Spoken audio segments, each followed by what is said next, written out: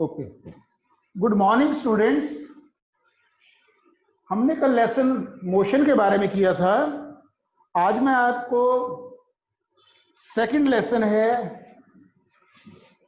जो फिजिक्स में एग्जाम में आना है, force and the laws of motion.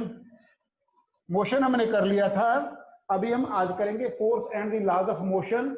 Time permit करेगा हम ग्रेविटेशन के बारे में भी बात करेंगे। अभी force and the laws of motion की बात करते हैं। जैसे मैंने स्टूडेंट्स आपको जब ये लेसन कराया था तो हमने जो हमने पढ़ा था उसी को मैं आज बता रहा हूं दोबारा से, ताकि आपका कोई भी अगर डाउट होगा वो क्लियर हो जाएगा। सबसे पहले बात करते हैं, जैसे कि नाम है लेसन का, force and the laws of motion. Force क्या है? सबसे पहले force it is a pull और push which influence the body to make change। Force एक पुल और पुश है जो बॉडी पे इन्फ्लुएंस करती है ताकि बॉडी में कुछ चेंजेस आ जाए। बॉडी में कुछ चेंजेस आ जाए उसको क्या कहेंगे? फोर्स। उसको क्या कहेंगे? फोर्स। अब बात आती है स्टूडेंट्स की पुल और पुश। मैंने आपको यह भी बताया था कि जब पुल की बात करते हैं, when we are talking about the pull, मैं दो वर्ड लिख रहा हूं स्टूडेंट यहां पे, एक लिख रहा हूं पुल और पुश। पुल का मतलब क्या है कि किसी भी ऑब्जेक्ट को आप अपने नजदीक लेकर आ रहे हैं, that is called pull. For example, अगर मान लो एक टेबल है, टेबल का एक ड्रॉयर है, ड्रॉअर को आप अपनी तरफ क्या करते हैं कि आप अपनी तरफ क्या करते हैं? पुल कर रहे हैं। पुल का मतलब आप उसको अपनी तरफ लेकर आ रहे हैं। और पुश का मतलब क्या होता है? जब आप किसी ऑब्जेक्ट को अपने से परे हटा रहे हैं। मान लो कोई ऑब्जेक्ट है, उसको आप क्या करेंगे? फोर्स लगाएंगे, वो आपसे परे चले जाएगा तो क्या हो जाएगा? पुश। और जब नजदीक आएगा तो पुल। सो फोर्स क्या है? इट इज ए पुल और push which brings the influence in the change of the object. कि ऑब्जेक्ट में कुछ चेंजेस आ जाती है, वो जो इन्फ्लुएंस है उसको क्या बोलते हैं? जो पुल और पुश का, उसको क्या कहते हैं? फोर्स। हमने स्टूडेंट्स, अभी क्वेश्चन ये राइज होता है कि फोर्स क्या क्या कर सकती है, what are the changes that force can make. Number one, ये क्या कर सकती है? चेंजेस क्या करेगी फोर्स? क्या करेगी? एक तो जो रेस्ट पे कोई ऑब्जेक्ट है उसको मोशन में ला देगी, और दूसरा क्या है स्टूडेंट? जो मोशन में है कोई ऑब्जेक्ट है उसको क्या कर देंगे? स्टॉप कर देगी। तीसरा क्या है? डायरेक्शन को चेंज कर देगी। चौथा क्या है स्टूडेंट? शेप को चेंज कर देगी, शेप को, और कभी कभी क्या होता है? साइज को भी चेंज कर देगी। सो ये सारे हमने पढ़े थे स्टूडेंट कि force can do the changes in the object. अगर रेस्ट पे है तो मोशन में हो जाएगा, मोशन में है तो सडनली जब हम ब्रेक अप्लाई करते हैं वो स्टॉप हो जाएगा। डायरेक्शन भी है, मैंने एग्जांपल दिया था स्टूडेंट आपको। आप साइकिल चला रहे हैं, you are riding the bicycle, एकदम अचानक आंधी चल जाती है तो जो साइकिल का हैंडल है वो सीधा होने की बजाय, सीधा जाने की बजाय आप क्या करेंगे? Either you will go on the left और राइट, डायरेक्शन चेंज हो जाएगी। काइट जब फ्लाई करती है तो काइट की डायरेक्शन भी चेंज हो जाती है जब एयर के हिसाब से। उसके बाद में शेप और साइज है। मैंने बताया था स्टूडेंट आपको, बच्चे जो है क्ले के साथ खेलते हैं, क्ले के साथ उसको फोर्स लगाते हैं, प्रेस करते हैं, उसकी अलग अलग शेप बना लेते हैं और साइज भी चेंज हो जाता है। इस प्रकार से ये सारे के सारे changes that force can do. और बात करते हैं स्टूडेंट, मैंने ये बताया था there are two types of, मैंने फोर्सेस के बारे में बताया था, बैलेंस फोर्स, और मैंने बताया था student unbalanced force.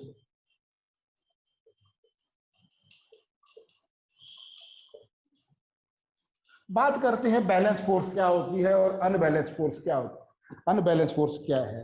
Balance force उसको कहेंगे student when the two forces they are equal in the magnitude and their resultant is zero. इसी बात को दोबारा से, बैलेंस फोर्स क्या है? When two forces are said to be balanced when they are equal in the magnitude, और उनका क्या करते हैं कि, और उनका रिजल्टेंट जीरो हो जाता है, डायरेक्शन उनकी अपोजिट होती है। कैसे स्टूडेंट? देखिए क्या है, मैं एक एग्जांपल दे रहा हूं। यहाँ पे एक ऑब्जेक्ट है मेरे पास, यहाँ पे मैं फोर्स लगा रहा हूं 5 न्यूटन का, और इधर भी मैं फोर्स लगा रहा हूं 5 न्यूटन का। अभी इनका रिजल्टेंट क्या होगा, 5 newton minus 5 newton it is equal to 0। तो इनका रिजल्टेंट क्या आ गया, 0। मतलब क्या है कि दोनों फोर्सेस इक्वल हैं। आपने फिजिकल बैलेंस में देखा होगा स्टूडेंट, जब हमने लेसन किया था तो मैं डिटेल में सारा आपको बताया था कि फिजिकल बैलेंस में हम क्या करते हैं।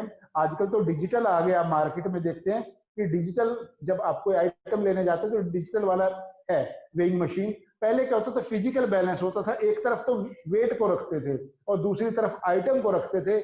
आपकी नजर कहाँ पे जाती थी, जो सेंटर पे उसका जो नीडल है, ताकि जब वो सेंटर पे होगी, सेंटर में कब होती थी, जब दोनों तरफ इधर वजन है और इधर मान लो क्या करते हैं, अगर इधर वेट रखा हुआ है और इधर ऑब्जेक्ट रखा हुआ है, कोई भी आइटम रखी है, क्या होता था, जब दोनों तरफ, इधर अगर 1 kg वो आइटम है और इधर 1 kg वेट रखा हुआ है, अगर ये दोनों तरफ बराबर होगा तो नीडल सेंटर में होगी। इसका मतलब क्या है, दोनों तरफ फोर्स क्या है, बैलेंस है। बात करते हैं अनबैलेंस फोर्स की। तो बैलेंस फोर्स क्लियर है student. Unbalance force when the two forces they are not equal in the magnitude, that is, उनका रिजल्टेंट रहेगा, अगर ये फोर्स जो है, अगर ये 10 न्यूटन हो जाती स्टूडेंट, और यहां पे क्या हो जाता है 10 माइनस 5, तो आंसर क्या आता है 5 न्यूटन। एग्जाम्पल, जैसे अगर बात करते हैं टग ऑफ वार की बात करते हैं, मान लो 2 टीम है, एक इधर है, एक लेफ्ट में है और एक राइट में। ये रोप है, सेंटर पॉइंट है, इधर मान लो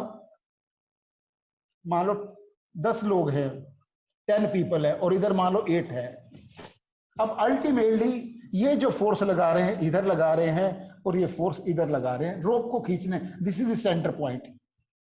अब होगा क्या स्टूडेंट, अगर ये 10 जो है इस तरफ है, लेफ्ट में है, ये जब फोर्स लगाएंगे, हो सकता है ये नंबर में 10 हों, बट जब वो फोर्स लगाएंगे उसमें 2-3 लोग ऐसे हों जो फोर्स लगा ही नहीं रहे, और इधर जो 8 है वो संख्या तो उनकी कम है, उनकी जो है टोटल नंबर जो कम है 8 है, बट वो फोर्स इतनी ज्यादा उन्होंने लगाई है, जो 10 है वो 10 के 10, रिजल्ट क्या हो रहा है, all are moving in this direction, और ये क्या हो जाएगा कि जीत जाएंगे। इसका मतलब क्या था, वो कब हुआ, ऐसा सिचुएशन कब होगा, जब फोर्स क्या है, दोनों फोर्सेस क्या है, अनबैलेंस्ड हो जाएगी student. So that is called the unbalanced force. Unbalanced force का जो रिजल्टेंट है, इनका जो रिजल्टेंट रहेगा वो 0 नहीं होगा, it will not be, but it will be some, कोई कुछ ना कुछ वैल्यू रहेगी, तो जो बैलेंस रहेगा उसका जो है 0 रहता है।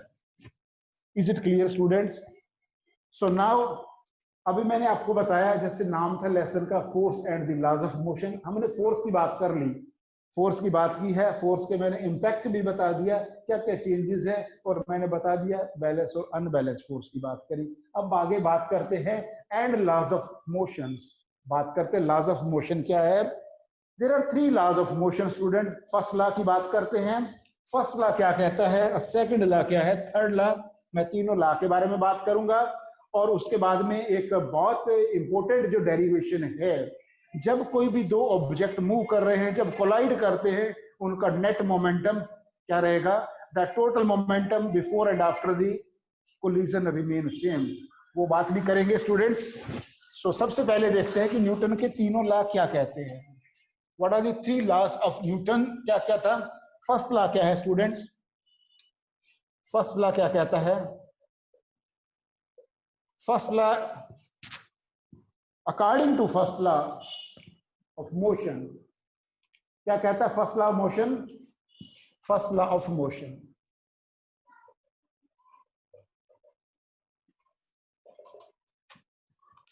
If object is in the rest it will remain in the rest. अगर स्टूडेंट ऑब्जेक्ट रेस्ट में है तो रेस्ट में रहेगा, अगर ऑब्जेक्ट रेस्ट में है तो रेस्ट में रहेगा, अगर मोशन में है तो मोशन में रहेगा।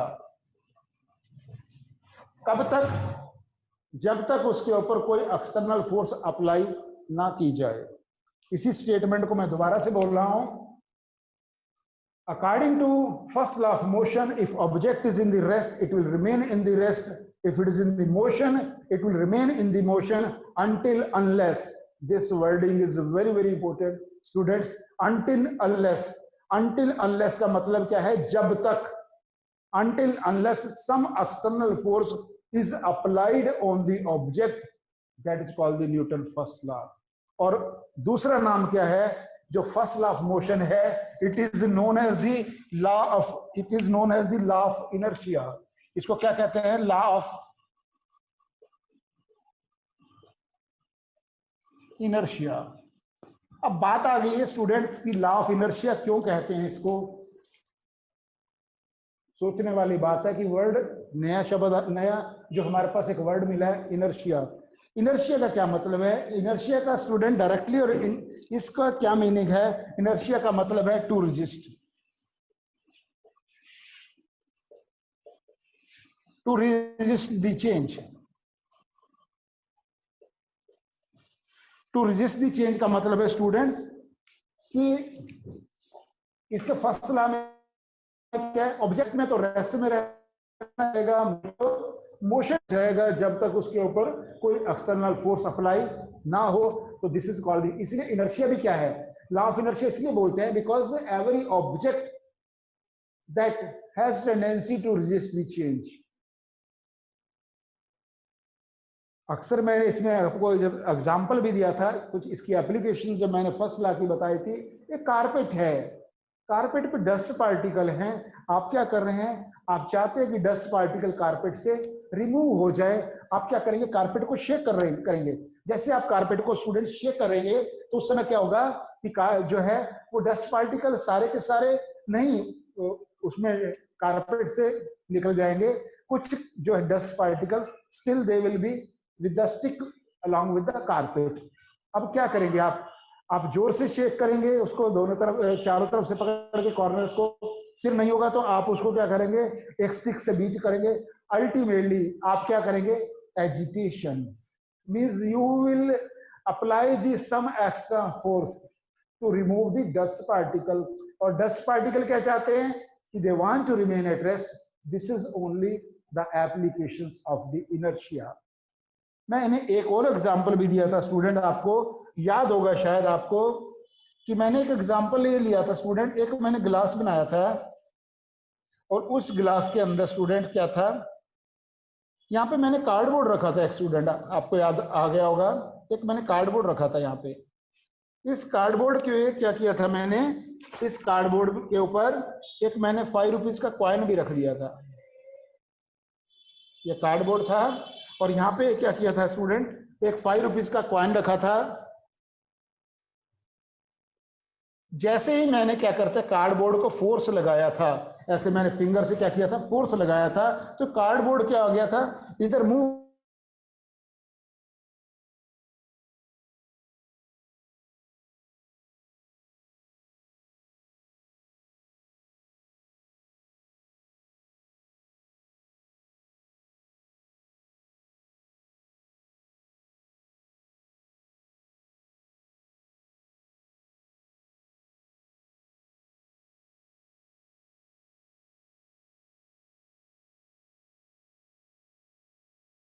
और वैसे भी स्टूडेंट ये हमारे नेचर में भी लॉ आजकल एप्लीकेबल होता है. एवरी एक्शंस, आप किसी को कुछ अगर कहेंगे तो आपने तो एक्शन कर दिया, सर्टनली वो क्या करेगा? रिएक्शन तो करेगा ही करेगा.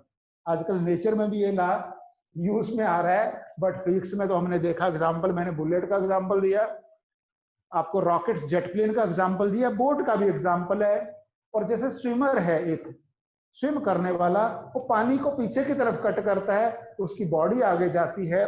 बोट की बात करते हैं, शिप की बोट की बात करते हैं. बोट से क्या होगा? दोनों तरफ के क्या करते हैं कि वो पानी जो है उसको पैडलिंग से पानी को पीछे की तरफ फेंकते हैं. पानी पीछे आएगा, बोट आगे जाएगी. Action reaction equal and opposite. So these are the applications of, ये सारी की सारी एप्लीकेशंस हैं. तो अभी स्टूडेंट हमने क्या क्या पढ़ा है? मैंने थर्ड लॉ आपको बताया, सेकंड लॉ मैंने आपको बताया था स्टूडेंट. सेकंड लॉ में मैंने क्या बताया आपको? F is equal to M into A. ये डेरिवेशन भी मैंने आपको बता दिया.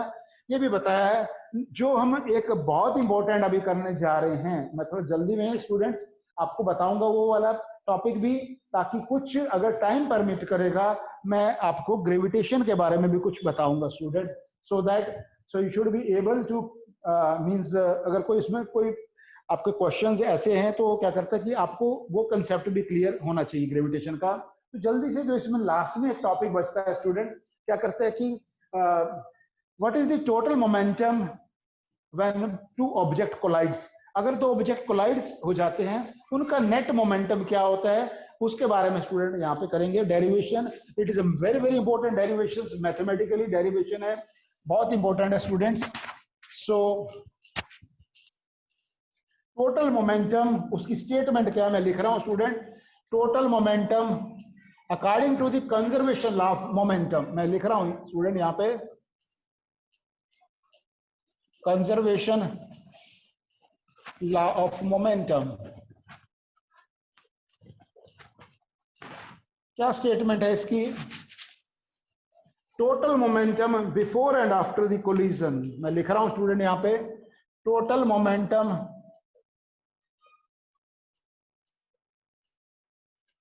Before and after the collision remain same. देखने में स्टेटमेंट बहुत छोटी लग रही है बट इसका बहुत ज्यादा वैल्यूएबल है और इसका मीनिंग बहुत डीप है स्टूडेंट। देखिए क्या है यहाँ पे, कैसे इसको करते हैं मैथमेटिकली, अगर डेरिवेशन है and it is very very important, based on this there are so many numericals, बहुत इंपॉर्टेंट है स्टूडेंट ये। देखिए क्या है, दो ऑब्जेक्ट हैं ए और बी, इसका मास है m1 और इसका मास है m2, इसकी वेलोसिटी दोनों मूव कर रहे हैं इस डायरेक्शन में, इसकी इनिशियल वेलोसिटी क्या है u1, इसकी u2 है। कुछ टाइम के बाद एक ऑब्जेक्ट, कोई ऑब्जेक्ट है, ए है मास m1, बी है मास m2, ए की इनिशियल वेलोसिटी u1 और बी की वेलोसिटी u2। कुछ टाइम के बाद स्टूडेंट क्या होता है, दो रीजन हो सकते हैं, या तो बी वाले ऑब्जेक्ट, बी जो है इसने ब्रेक अप्लाई कर ले, इसकी स्पीड तो उतनी रही, तभी भी इनका आपस में टक्कर हो सकता है, या सडनली क्या हो सकता है, ये तो अपनी स्पीड उतनी रखे, इसकी स्पीड ज्यादा हो गई। जैसे u1 ग्रेटर देन u2 होगा या u2 लेस देन u1 होगा तो यहां पे क्या होगा स्टूडेंट, ये क्या हो जाएगा, यहां पे दोनों क्या हो गया, टक्कर लग गई। ये क्या था, बिफोर कोलिजन। यहां पे मैं लिख सकता हूं स्टूडेंट ड्यूरिंग कोलिजन।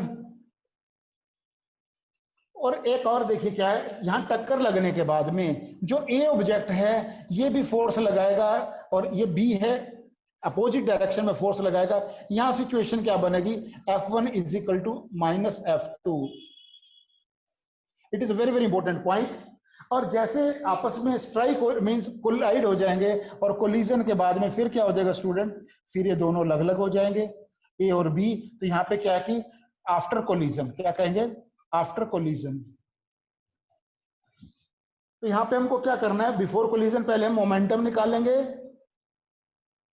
और यहाँ पे क्या है, आफ्टर कोलिजन मोमेंटम निकालेंगे। और हमने प्रूव भी क्या करना है कि जितना मोमेंटम बिफोर कोलिजन है उतना मोमेंटम आफ्टर कोलिजन होता है और होगा ही। अभी देखिए स्टूडेंट यहां पे क्या होगा, इसकी वेलोसिटी क्या बन जाएगी v1 और इसकी वेलोसिटी क्या है v2। चाहे ऑब्जेक्ट बिफोर कोलिजन है, चाहे ऑब्जेक्ट ड्यूरिंग कोलिजन है, चाहे ऑब्जेक्ट आफ्टर कोलिजन है, इनका मास तो स्टूडेंट सेम रहेगा, because mass is a constant quantity. क्या वेरी कर रहा है, सिर्फ उनकी वेलोसिटी तो वेरी कर रही है। सो यहाँ पे हम लिखेंगे टोटल मोमेंटम बिफोर कोलिजन क्या हो जाएगा, total momentum m1 u1 plus m2 u2। और आफ्टर कोलिजन कितना है स्टूडेंट, कितना होना चाहिए, m1 v1 plus m2 v2। ये दोनों क्या करते हैं, इक्वल हैं, ये हमको प्रूव करना है। This we have to prove. अभी देखिए क्या है कि यहाँ पे करेंगे क्या स्टूडेंट, अभी देखिए क्या है, यहाँ पे दिया हुआ ड्यूरिंग कोलिजन क्या है, F1 is equal to minus F2 according to Newton second law. According to second law of motion क्या कहता है? F is equal to rate of change of momentum. F1 is equal to rate of change of momentum क्या हो जाएगा? M1 V1 final momentum minus initial momentum divided by T. ये F1 की value आ गई स्टूडेंट. अगर मैं इसको इक्वेशन नंबर 1 रख देता हूं, ये इक्वेशन नंबर 2 आ गई. और सिमिलरली क्या होगा? F2 is equal to, F2 क्या हो जाएगा? M2 V2 minus M2 U2 divided by T. मेरे पास दो वैल्यू आ गई है स्टूडेंट, F1 और F2 की वैल्यू आ गई है. Now what I will do, I will put the value of F1 and F2 in equation number 1. What we will get, देखते हैं. मैं स्टूडेंट इसको ऊपर वाले इसको स्टेटमेंट को रब कर रहा हूं. सो आप ध्यान से देखिएगा स्टूडेंट. अभी क्या है हमारे पास यहां पे दिया हुआ है F1 is equal to minus F2. ये ड्यूरिंग कोलिजन है. और यहां पे हमने देखना है स्टूडेंट क्या है कि इसकी वैल्यू रखेंगे. F1 की जगह मैं क्या रख रहा हूं यहां पे? M1 V1 minus M1 U1 divided by T. It is equal to, यहाँ पे साइन माइनस का है, माइनस का साइन मैंने रख दिया. और F2 की वैल्यू क्या है? M2 V2 minus M2 U2 divided by T. Bracket लगाता हूं स्टूडेंट, T से T कैंसिल है. अब मैं माइनस को ब्रैकेट के अंदर लेके जाऊंगा तो साइन चेंज हो जाएंगे. M1 V1 minus M1 U1 is equal to minus M2 V2 minus minus plus M2 U2. यहाँ पे स्टूडेंट मेरे पास क्या है? M1 V1 है, यहाँ पे माइनस M2 V2 है. मैं इधर लेके आ गया हूँ M2 V2 और इसको इधर लेके चला गया मैं राइट साइड में. M1 U1 plus M2 U2. इसी को मैं दोबारा से लिख रहा हूं स्टूडेंट स्टेटमेंट को, क्योंकि इधर क्या है? M1 U1 M1 V1 M2 V2, इधर है M1 U1 और इधर M2 V2. मैं M1 U1 को और M2 U2 को लेफ्ट साइड में लिखता हूं. तो M1 U1 plus M2 U2 it is equal to M1 V1 plus M2 V2. This is my required result. क्या इंडिकेट करता है स्टूडेंट? लेफ्ट हैंड साइड में M1 U1 क्या? Initial momentum of object A, initial momentum of object B, final momentum of object A, final momentum of object B. Left side में क्या होगा? Total momentum before collision. Before collision कितना था student? M1 U1 plus M2 U2. After collision कितना था? मैंने लिखा था M1 V1 plus M2 V2. So it is proved. very important derivation students. Generally क्या करते हैं? Based on this so many numericals comes. Student बात करते हैं, अभी हमने ये लेसन भी हो गया हमारा, ग्रेविटेशन की बात करते हैं. ग्रेविटेशन में क्या क्या स्टूडेंट हमने पढ़ा है? ग्रेविटेशन में क्या है? यूनिवर्सल ऑफ द ग्रेविटेशन क्या कहता है? In this universe every object attracts other object with a certain force. मान लो कोई एक ऑब्जेक्ट है, ए है, बी है, और इसका मास m है, इसका मास स्मॉल m है. इन दोनों के बीच में डिस्टेंस r है. तो हमने क्या किया था student? Universal of gravitation F is equal to capital G capital M divided by r square. Very very important law. Universal of gravitation, universal of gravitation, universal of.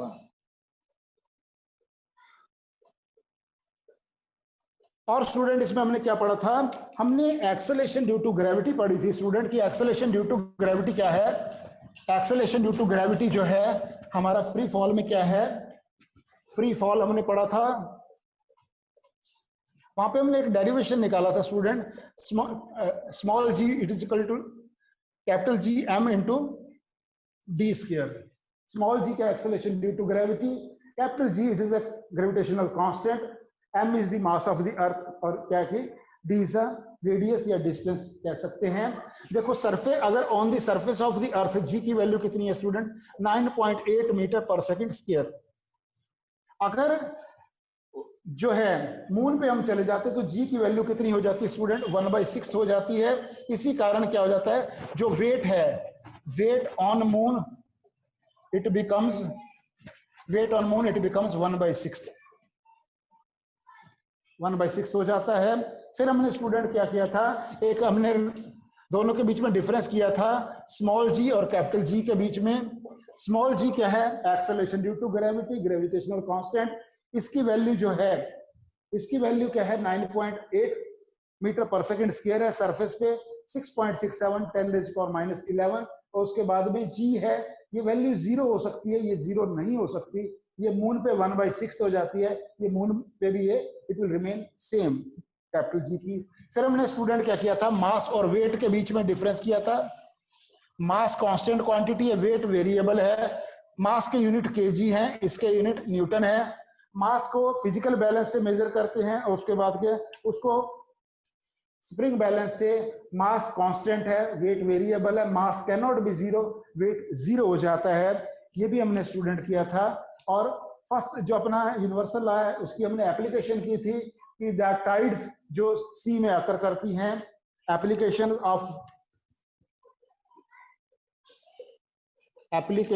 Of universal law क्या था, tides की हमने किया था, tides occur in the sea. Second, that motion of the planet, motion of planets हमने किया था students. और उसके बाद में we are bind on the अर्थ।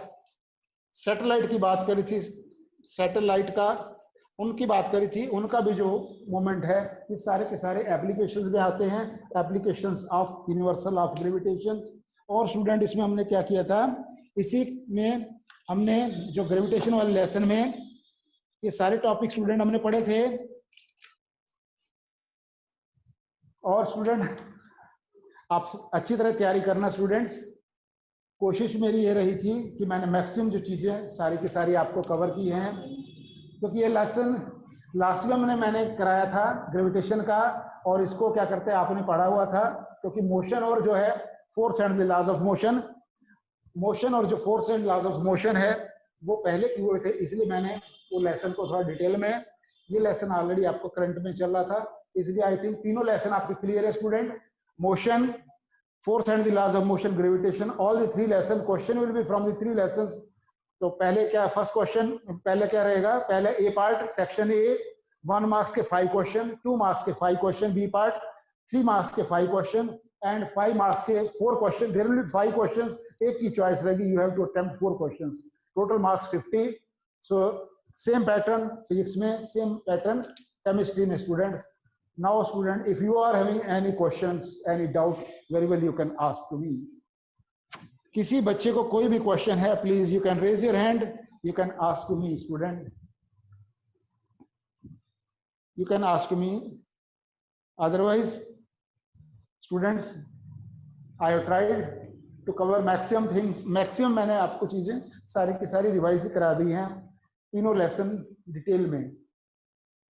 अब आप लर्न करना, न्यूमेरिकल की प्रैक्टिस करना, ठीक है। आप सभी का एग्जाम अच्छा होना चाहिए, ठीक है स्टूडेंट्स।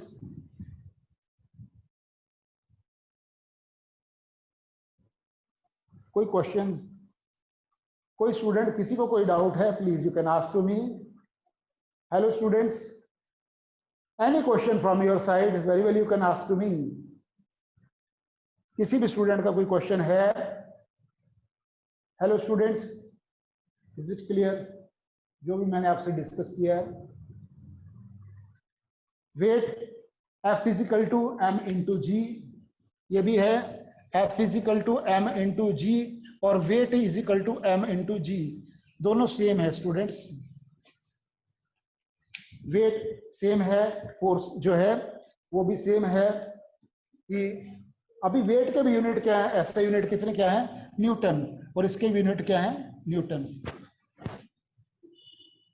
अगर जो है एक कई बार क्वेश्चन आता है स्टूडेंट, अगर अर्थ पे मास जो है वो, अर्थ पे अगर मास जो है वो अगर मान लो 50 kg है, तो मून पे मास कितना रहेगा? मून पे मास उतना ही रहेगा स्टूडेंट, बट वेट चेंज हो जाएगा, क्योंकि मास तो कांस्टेंट क्वांटिटी है, वेट वेरिएबल हो जाएगा। तो बेस्ड ऑन दिस स्टूडेंट आपको फार्मूला है